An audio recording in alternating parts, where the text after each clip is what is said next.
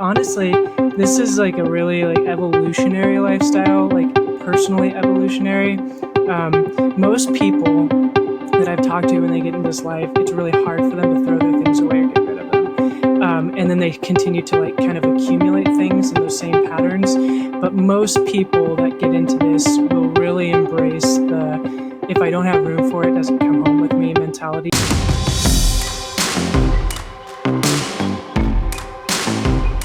What do you do when you come out as LGBTQ and love the outdoors?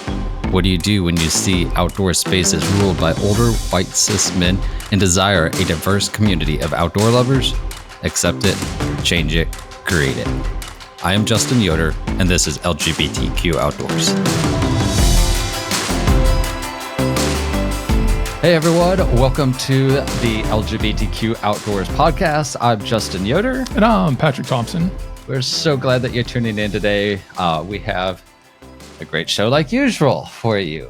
Well, could you imagine if we started off like the podcast? Y'all, this one's not so awesome, so you might want to... But please stay tuned. Yeah, no, like this one, this is going to be fun for real. We always have great episodes, I think. Educational, at least. Yes. And yeah. I'm excited, as always. And fun. But let's catch up with a little bit of LGBTQ Outdoors reminders, news, stuff like that. So right out of the gate, we want to talk about our local chapter events. That's kind of the nuts and bolts of what we do here at LGBTQ Outdoors. We've got probably 50 ambassadors peppered throughout the country, and every other month or so they have local meetings or gatherings where they'll go hiking, fishing, camping, stargazing, like anything outdoors, you name it. It's your localized queer community getting together and hanging out outdoors. Safe space to be yourself, to be real, but also to let your guard down and enjoy all that nature has to offer. You can find out all of our upcoming events at lgbtqoutdoors.com/events. So check it out. If there's not a localized chapter in your area and you feel so compelled, we're always on the lookout for new LGBTQ Outdoors ambassadors as well. Yeah, definitely. And I also want to touch on like the Trailblazer Society. Yes. The Trailblazer Society is a group that really helps our organization continue doing what it's doing. They are people that believe in our organization and they donate on a monthly basis. They get some cool kickbacks and benefits for different levels that they join as well. And I know a lot of people are just like, asking for money again, but the reality of it is we need it for us to be able to do what we are doing, especially in the time that we're living in. It is becoming a lot more challenging to get, especially government funding. And we really need to rely more on our community that enjoys what we're doing and making a difference in the outdoor world and outdoor community within the LGBTQ community. So I really believe, of course, in what we're doing.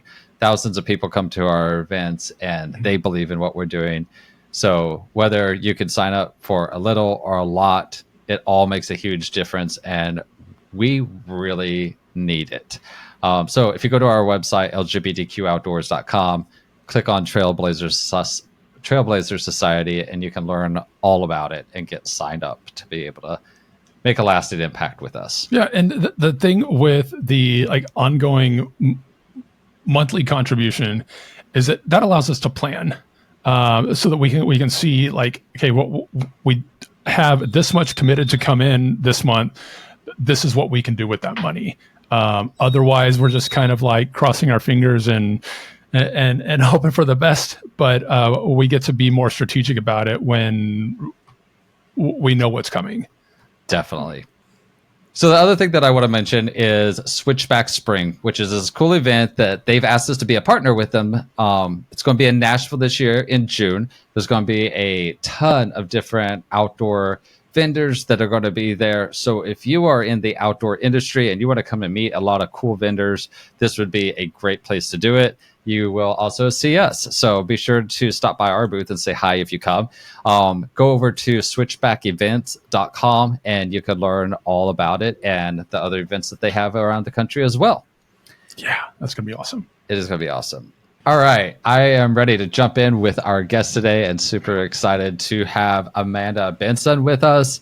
Amanda is a solo full-time RVer, lifetime traveler, DIY enthusiast, and emergency management professional who has spent over a decade working as a firefighter and remains a medic today. In 2022, she faced a period of uncertainty, sold her home, and jumped headfirst into the RV life, a decision that she never looked back on.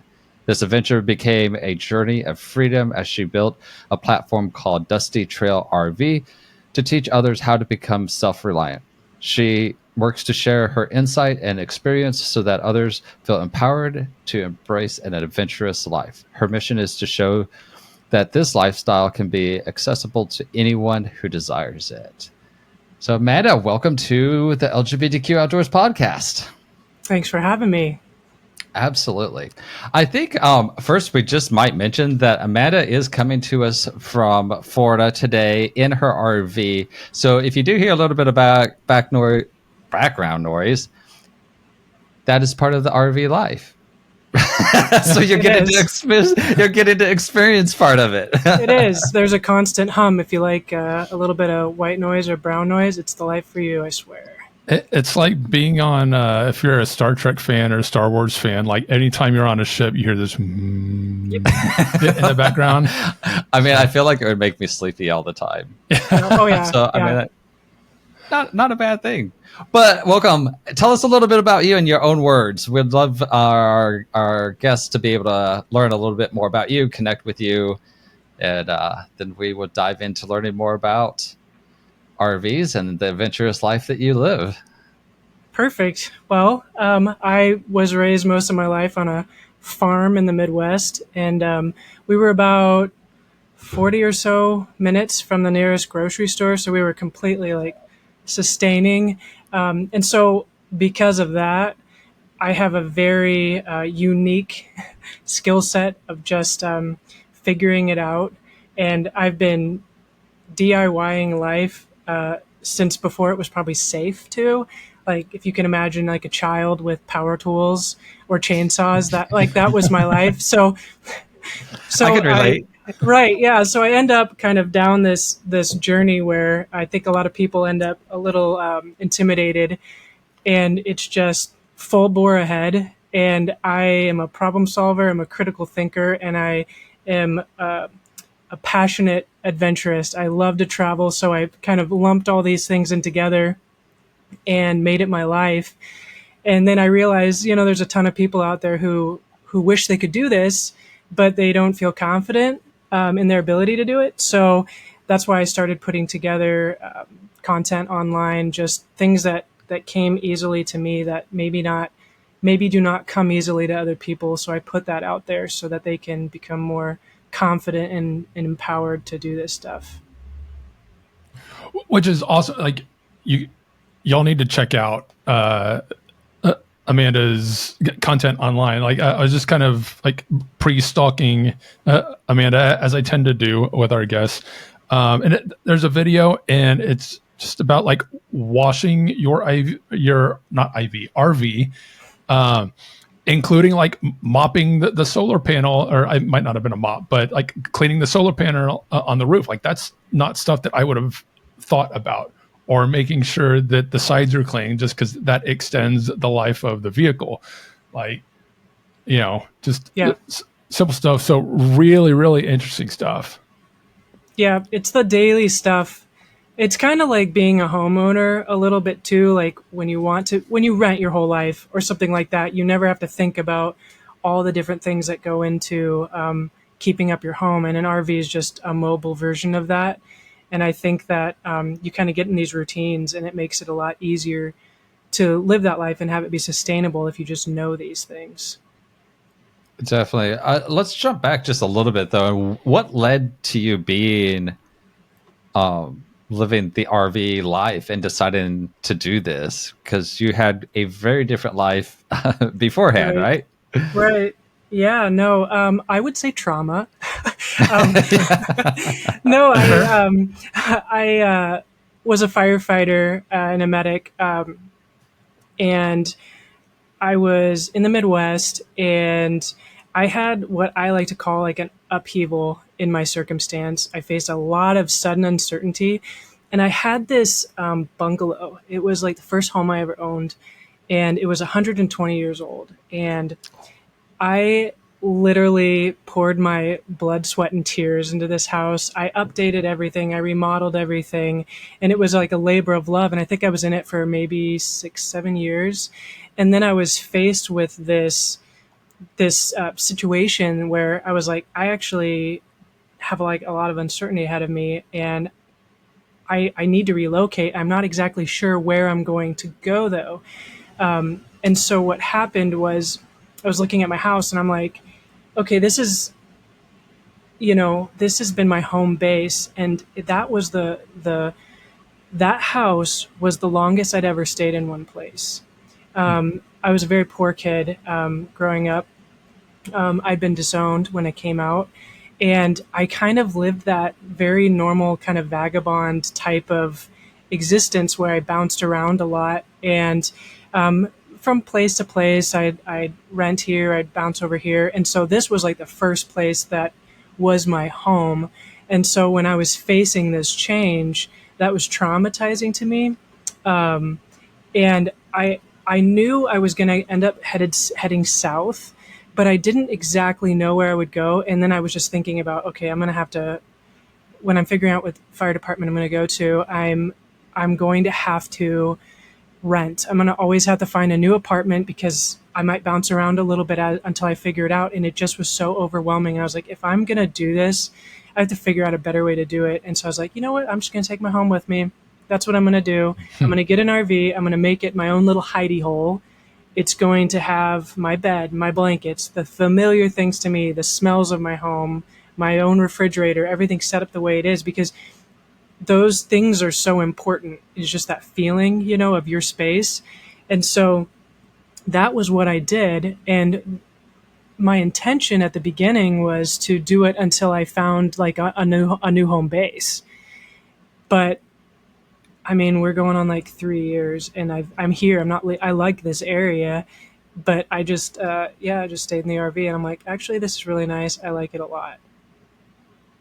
Nice, and it's a bold choice. I think that's fair to say. Bold, probably nerve-wracking, and but I also think that trauma can be a really strong catalyst for change. And it sounds like your change was a healthy one. I think it's very easy to veer off into trauma responses that are not beneficial to healing and whatnot. So it led you to like this brand new adventure, Right. which is fantastic. Also, before we forget, for your firefighting and your medical expertise, Yes. and being a first responder, thank you. Yeah. Like it's especially right now, in the wildfires and just all the things. Thank you for being somebody that gives back to the world. It's a big deal. Thank you. I appreciate that. Yeah.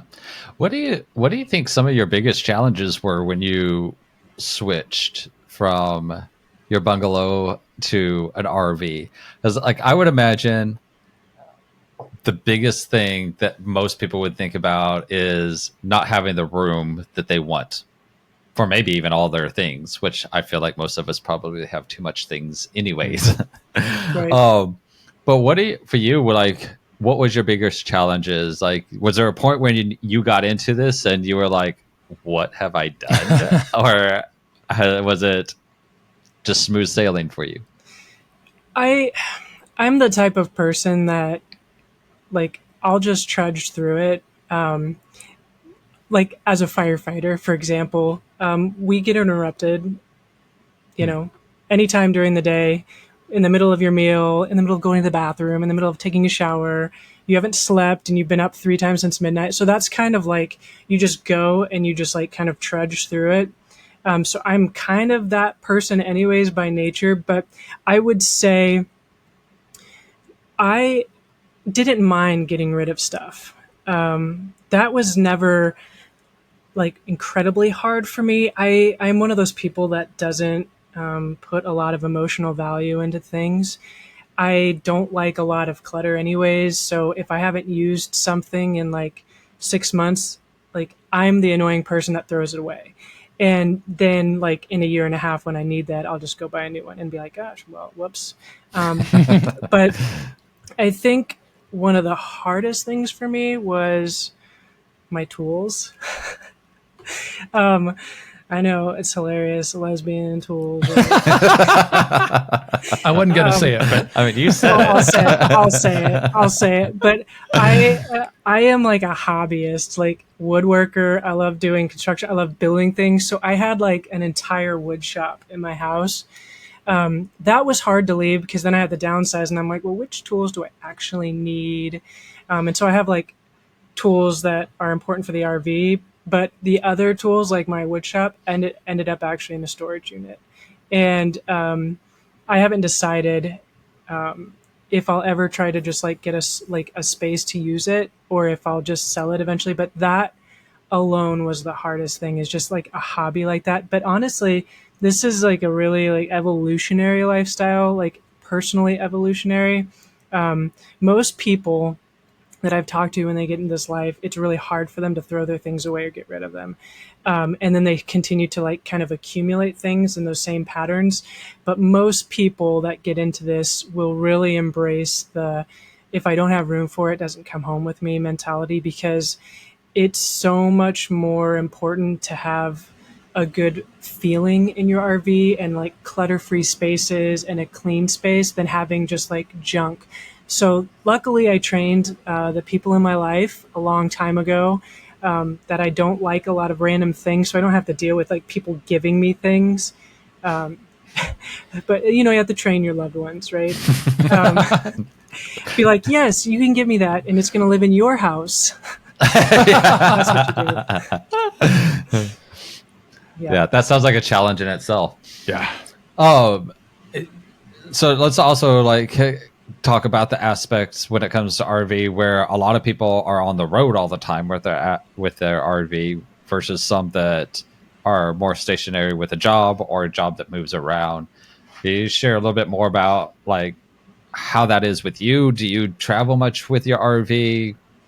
Like a lot of people do, like the national parks and stuff like that, or what's life look like in your RV? So it's kind of a mix of both, because I have a physical office now. I moved into emergency management, solely emergency management, less than a year ago. So I have an office. Because of that, I know a lot of the RVers really push for remote work because it gives them a little bit more of that freedom. But what I tend to do is stay full time in one area. I have like a home base, but I also have the freedom to go whenever I want to. And that's what I really like. I'm in kind of the Tampa area, and there's like a ton of things to do here that are things that I like to do. There's a ton of springs, a lot of places to explore, a lot of nature here. So it is very easy for me to hook my RV up and go somewhere for a week, a weekend, anything I want. But I do have that long-term spot. So it's basically like it's very seasonal down here, so it's hard to find long-term spots because you have all the snowbirds that come down seasonally. So what a lot of people end up doing is either renting out place on people's property, which is actually not allowed where I live. They have a lot of restrictions against RVs on personal property. So most of us either find a few long-term spots in the parks or a lot of mobile home parks. If they've like torn down one of the mobile homes, most of them will turn that into an RV spot, and you can find those kind of situated. So I hold on to my spot and I can come and go as I need to. And it's just like, it would be like paying rent someplace, and then just going on vacation whenever you want to. But instead of having to pay for an Airbnb somewhere, you bring your house with you. I suppose another benefit too is like, especially with you being in Florida, if a hurricane comes, like you just can move your whole house and get out of there. It's funny that you bring that up, because I was literally just having this conversation, because as a firefighter, before I went strictly to emergency management, I would get deployed to natural disasters, as like on one of the FEMA USAR teams. And funny enough is, since I've been emergency manager here, I've only been able to move my RV once, because I'm working like around the clock, and I didn't get to move my RV for either Hurricane Helene or Hurricane Milton. And wow. And I literally just like called my insurance company, and I was like, can we talk about what my coverage is? Yeah. And then I just like crossed my fingers, and it made it through each time. But I always tell people, do as I say, not as I do.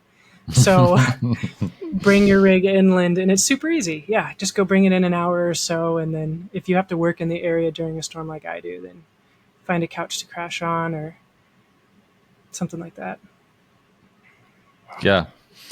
Let's talk about representation a little bit, because we love talking about representation in the LGBTQ outdoors world anyways. But when it comes to RVs, a lot of people are doing this solo. And I feel like, to me, somebody like you, and I've got so many lesbian friends that I feel like this would just fit them perfectly, you know? But yeah. I will have to think like there's got to be some that don't maybe know much about maintenance, or know as much about, might be a little bit more on the fearful side to be a solo female traveler, stuff like that. But what has been your experience when it comes to representation, as far as like solo female travelers and just queer people in general in the RV world? I think it's it's interesting, because I've not met many others like me. I am part of a few groups of solo female RVers, and they have like such rich communities, and they are just they embrace each other so much, and they support each other, and they help each other kind of learn and stuff like that. But what I do notice is that there is a lot of eating our own in the community. And so some of the platforms that would be highly beneficial for people like me, or like anybody, they're kind of like pushed out of those zones when they go there for help, because you have such this, it's typically, what's the best way to say this? It's typically straight older couples that are in this community. And when people don't see like their community in there, but then they also come into that space and are met with negativity. So let's say somebody gets on one of the Facebook groups or something like that, and takes a picture of something that's wrong with their RV, and they need help. So they come to this platform, and they're already kind of putting their neck out there, because there's not a lot of visibility for LGBTQ. There's not a lot of visibility or patience for solo females. So they come to this platform and they'll post, this is what's going on, and they will be inundated with this negativity from and we all know the people. You close your eyes and you know the people. They are very patronizing, very cruel. They make people feel stupid. And because of that, I think people feel overwhelmed, and they get out of this line of work, and not line of work, but this type of lifestyle. And because of that, I think there's a significant disconnect. And I think there's a lot of people maybe like me that we just haven't crossed paths. We haven't really found the community, because most of the RV spaces are overrun with people that aren't like us and who have very strong opinions and are cruel to new people that don't know as much. Well, of course, incredibly disappointing to hear, but I think that's even more reason why there needs to be more representation and visibility. And we do have a Facebook group ourselves, so the LGBTQ Outdoors Nomads. So if anybody is listening and you do want a strictly queer group to join that's focused around the nomadic life or RVs, just go on Facebook, search LGBTQ Outdoors Nomads, and you'll find our group that you can join as well. It's a smaller group, but it's growing, and obviously you won't have those issues. And so maybe we can get Amanda to join it as well, and that she can be sure. She can be a voice, because I know that you have tons of knowledge when it comes to keeping up your RV and have that passion for teaching people at the same time. And later on, we'll get to your social media too, where people can follow you, because I think that you could be a good resource for people looking to get into this for sure. Yeah, and I will put a disclaimer out there. When people post things that have gone wrong or that they've tried to do, some of them are absolutely hilarious, but I will never make you feel like you're I will make us both laugh about what just happened in your situation. That is what it is. It's with positivity and be like, that is hilarious. I've never seen anybody do that before. Let's laugh about this for a second, and then let's figure out how to fix it. See, and I feel like that's the perfectly compassionate way to handle that. I mean, like, the internet is amazing for connecting people, but also the internet sucks because there are some big jerks out there who want other people to suffer.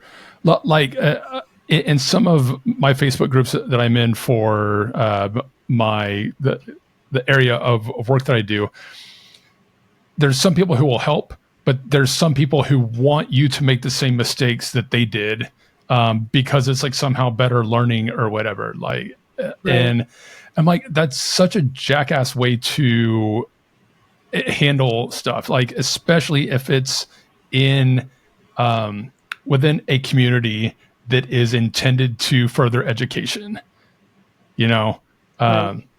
So I hate that happens, but like Justin said, I'm glad that you're out there being a compassionate voice for your community. I think that's awesome. How do you, and like, we can kind of bridge a couple questions together like this. You are a solo traveler. Do you ever feel any physical safety concerns, or how do you stay healthy and safe physically and mentally? How's that happen? Yeah, I think it's interesting because I'm like 6 foot tall. I'm like not a small female. And because of that, I have some privilege. It's like one of the only avenues in my life where I have some privilege, because I can walk through, and I'm mask presenting, right? So I can walk through a neighborhood after dark. I can get up at 4:00 in the morning and go running through the neighborhoods. And I don't typically worry about the same thing that smaller females might have to worry about, or more feminine presenting females have to worry about. But just because that is my privilege does not mean that I am not entirely aware of what is happening around me and things that make other women not safe. And even me, I'm not so foolish as to believe that I could never become a victim, but I do know that if anybody tries, they're going to have to try really hard. And most people are, they're crimes of convenience, availability, proximity. And so they're not looking for something that is going to like give them the fight for their life. They're looking for something easy. So that's a privilege that I have. But one of the things that I frequently tell women is to take self-defense stuff, and that's not everybody can defend themselves physically. We have people in the community that have physical limitations that don't allow that, right? But having groups, having a bit of community, so the accountability, letting people know where you are, because when you're kind of nomadic, it's really easy to like go off on a few side quests, and then you've never told your loved ones that you were going here. You know, it's super easy to do that. And one of the things I did, and this is actually funny, it was before I was in an RV, but I would get deployed down to hurricanes, and I would share my location with my family members, just because it's like, I'm going to be busy, but just, you'll know where I'm at. You know, you'll see me moving around, so you know I'm alive.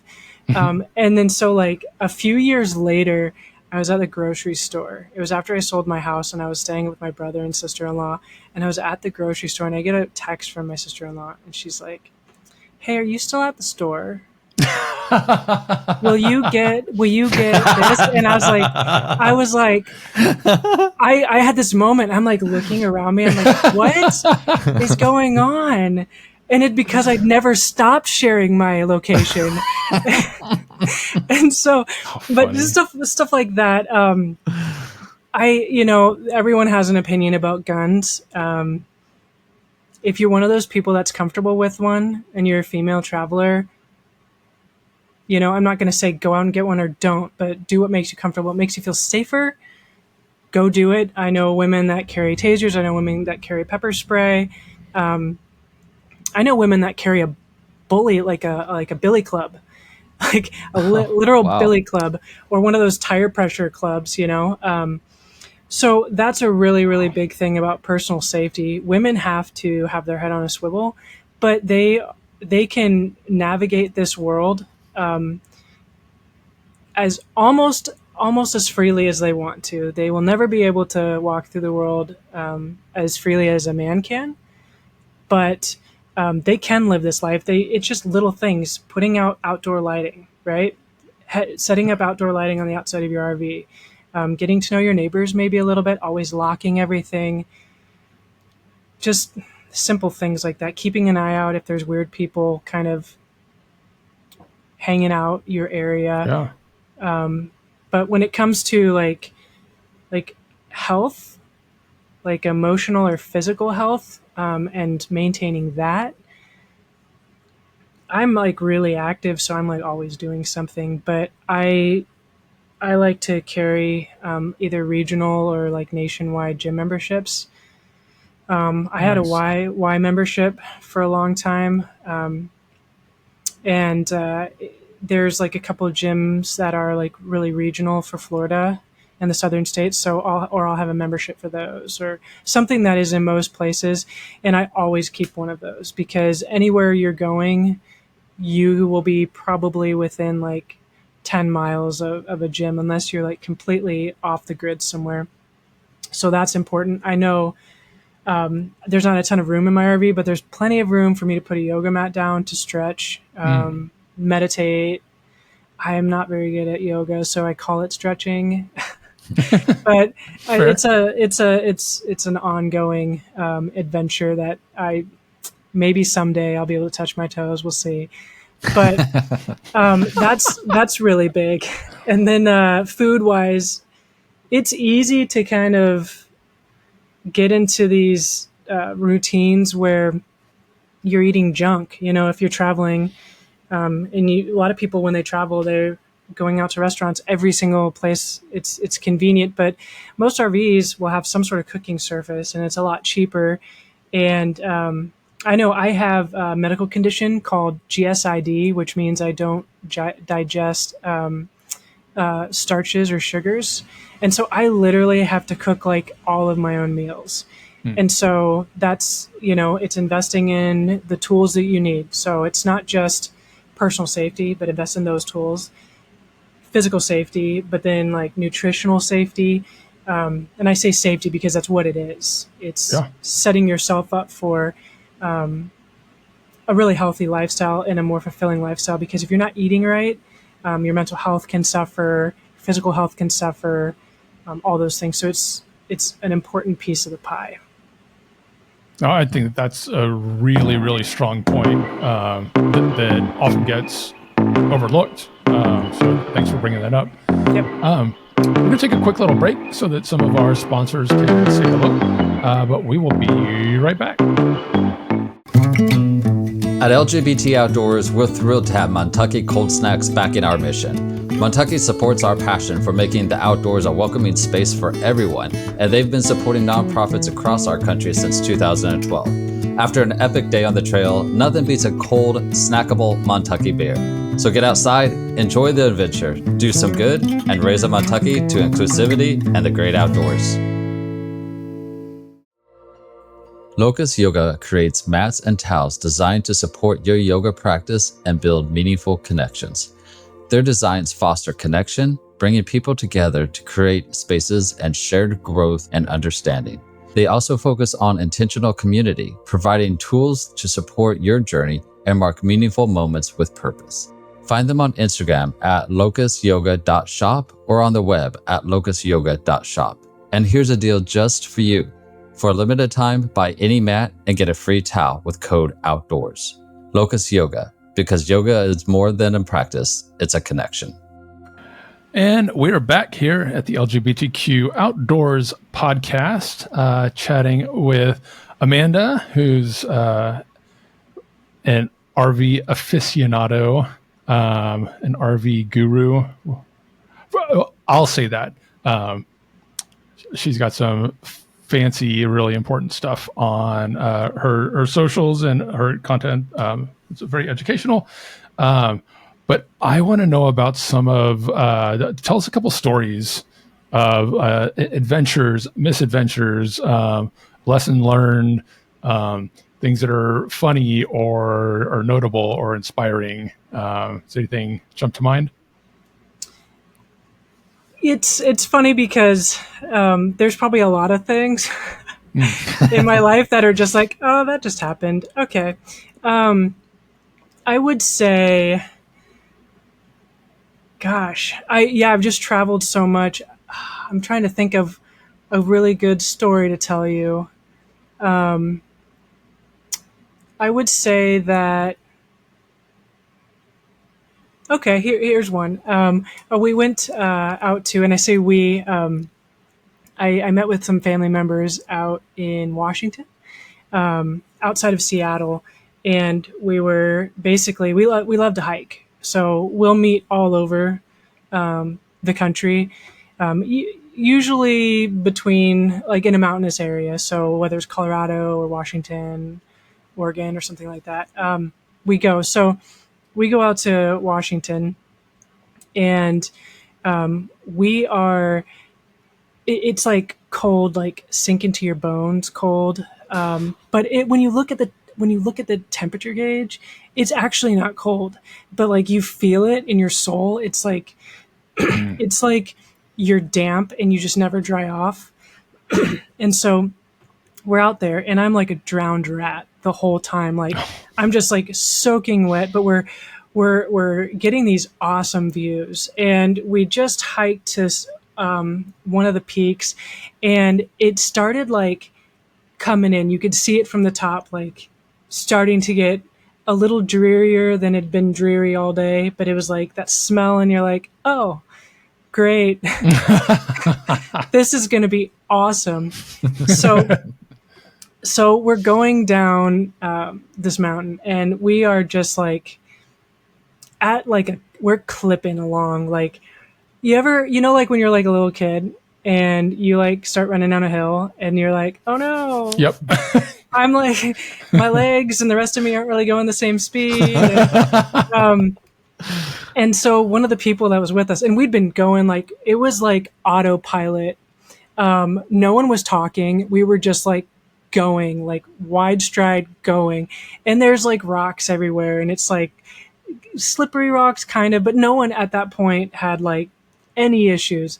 And all of a sudden, like, we just hear this crunch.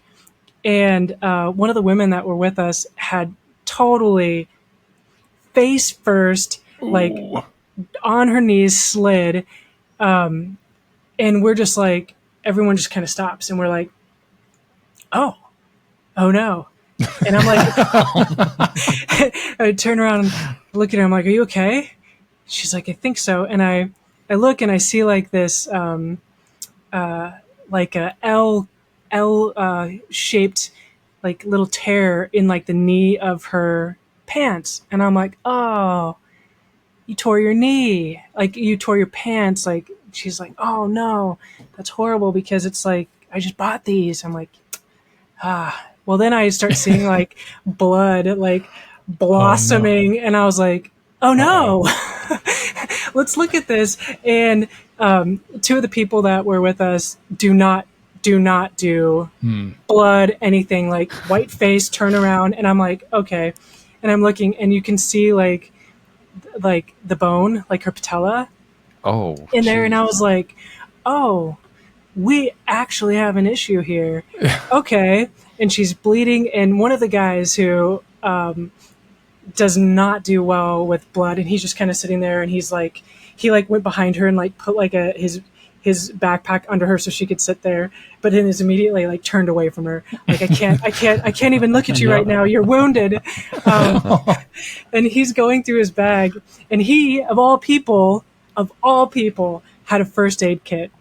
But he just like throws it to me. He's like, just do it. Do what you need. Also, he's gay, by the way. So he came prepared. So he's like, get it away. I can't even look. Take what you need. And so I was like wrapping this girl's knee up, and I'm like, can you walk? And she's like, yeah. And we're probably like a good 1.5 miles from like the bottom, and it becomes very obvious after like a few steps that she is not going to be walking down this mountain. And the two guys were both like very flustered and like not having what was happening at that moment. And so I like gave her a piggyback ride for 1.5 miles down to the bottom. Oh, well, if it was uphill, she would have laid there until like, we would have come back. And the guys didn't help.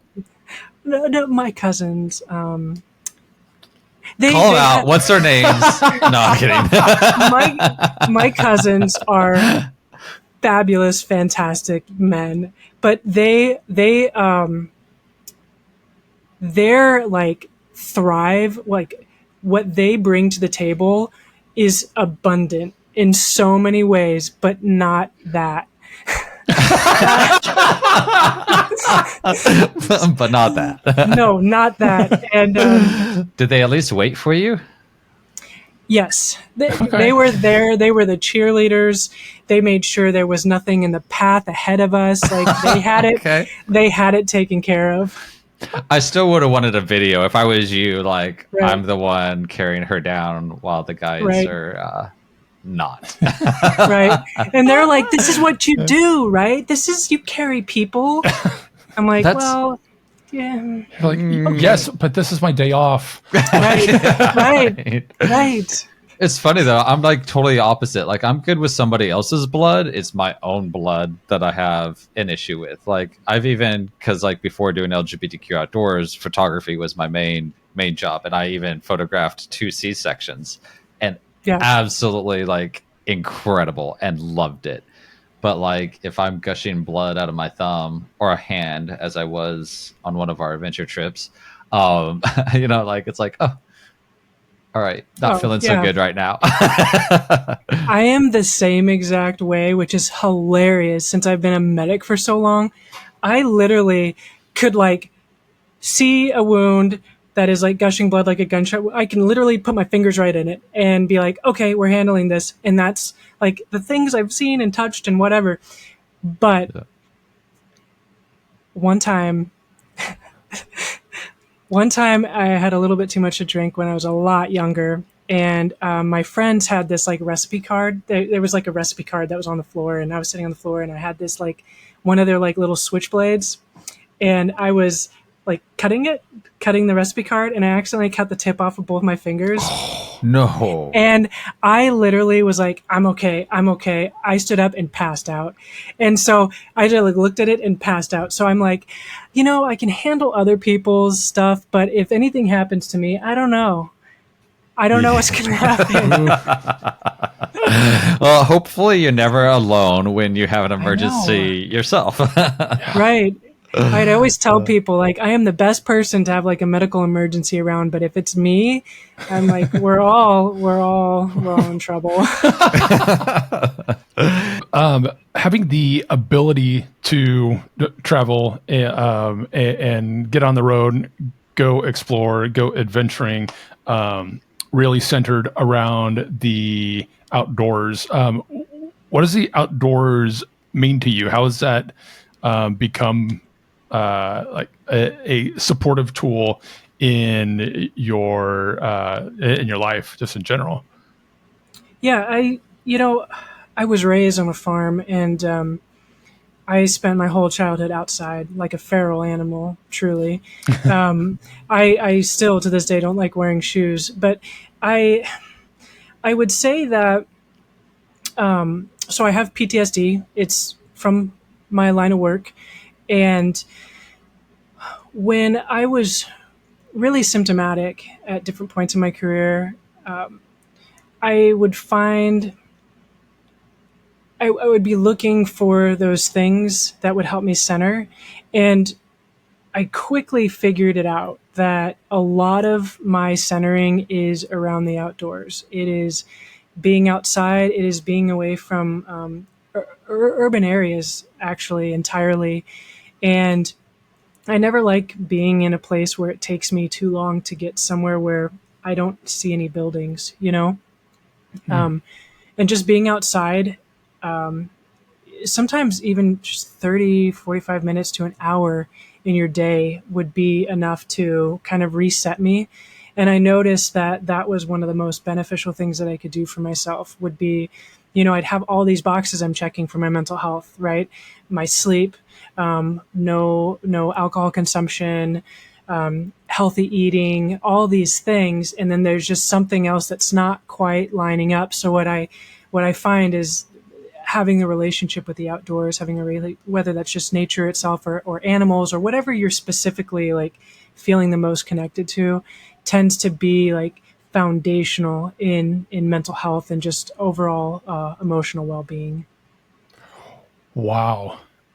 Having a relationship with the outdoors, I have not heard anybody say that phrase before. And I think that is really a powerful way of looking at how to engage with the outdoors.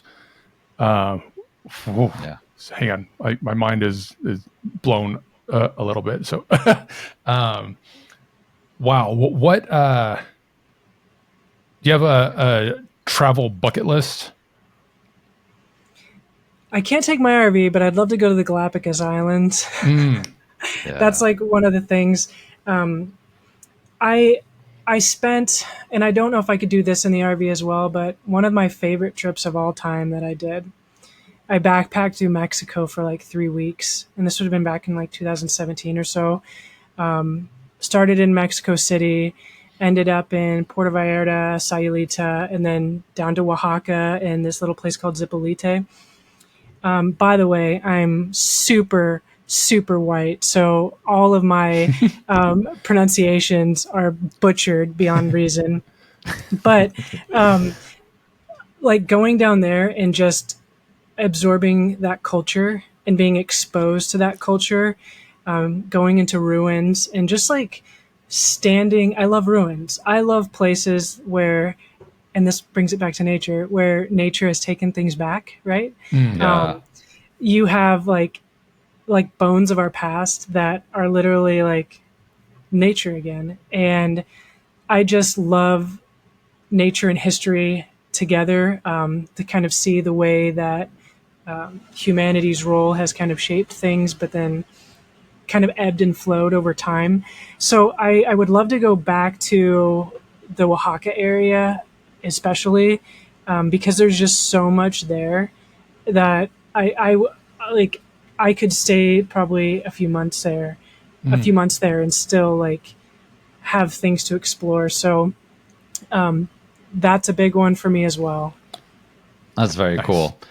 Let's do a little bit of a lightning round questions with you. And I'm going to kick it off with one.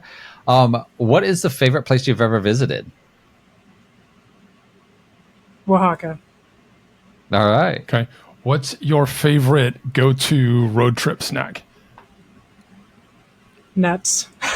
Okay. I just like nuts. Yep. Is there nuts. a particular kind? Pecans and walnuts. I ate just plain pecans and walnuts. Like, it's going out of style. Interesting. Okay. All right. Yeah. Right on. Do you have a favorite campsite you've ever visited? Yes.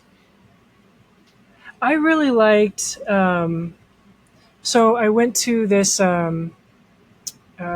place. It's near Sebastian, Florida. It's kind of like a national park, and it's by the water out there. And there's like a Sebastian Inlet that's like a really big fishing area. But the parks out there have been phenomenal for RVing. But if it's just like exploring, Pacific Northwest all the way. Nice. What's one tool that you always have with you? I have a toolbox that's always with me. Okay.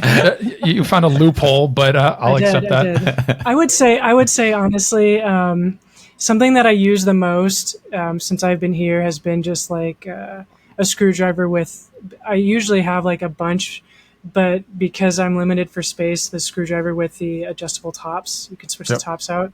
That is something that is in my kitchen because I frequently am grabbing it. So. Yeah. Most surprising part of the RV life?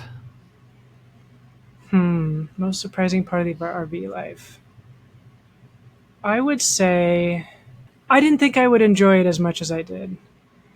It is like it's like camping every single day of your life. It's like, when you're a kid and you have that like fort that you like, I wish I could live here. That's like what it's like to be in an RV live that life. You're like, this is my fort. I can do whatever I want in it. I love it. Cool. And speaking of doing whatever you want, you just did a little upgrade modification to your RV to bring in a new family member. You want to tell us about that real quick? Oh yeah. Most RVs come with dinettes in them, and I can't stand them. They're uncomfortable, and they're just like, they take up a big space. And I had like a workspace, and I'm like, oh, but here's this dog. This dog I need. So Rowdy came to me and as a Doberman, he'll be my like third Doberman in my life. So I know like he'll get big. So I'm like, well, I need space. So I ripped the dinette out and I built a custom desk. That's like shorter than the dinette was wide, so that I had room right next to it for a large size kennel, and put a piece of wood over top of the kennel, so it is almost like a wraparound desk because that's one of the desk surfaces now. So yeah, room for him. He's not thankful, I can tell you that much. He wants more all the time. It's never enough. But he's cute. He is adorable, yes. I love that. And like you've actually got a ton of really great pro tips for having a dog in your RV life as well. Like really great information. Yep. All right. So in wrapping up, is there any other final tips, suggestions, advice you would like to give anybody that might be listening? Yeah. If you think about this type of life and are like so many people and think, can I do this? I'd love to do this someday. Don't wait till you're retired. Just start researching it and figure out your financial situation and if you can afford it, and then figure out if you can physically do it, and just do that long-term research, and you can easily make it happen for yourself. And the only way to really figure out if it's right for you is to try it. I love that. Nice. I'd love to try anything once at least. That's what I always say. Where can people follow you and learn more about you? Yeah, so I have a blog. It's dustytrailrv.com, and that is where all my written advice and content is. And then I also have a YouTube channel at Dusty Trail RV. You can also find me on both Instagram and Facebook, and I have a TikTok as well, all with the same handle. And you get to see Rowdy. Yes. And you get to see Rowdy, your new puppy. So cute. Well, I want to thank you so much for coming on to our podcast and sharing a little bit about your life and your passion for RVs. I loved getting to know you better, and excited for what the future holds for you and in the RV world, because I think that you're making a positive impact, especially when it comes to the queer community and educating people on how to RV. Yeah, absolutely. And maybe our paths will cross sometime. I would love that. That would be great. All right, everybody. Thank you for tuning in to this episode of the LGBTQ Outdoors podcast. Until next time, get out there. Thanks for listening to the LGBTQ Outdoors podcast.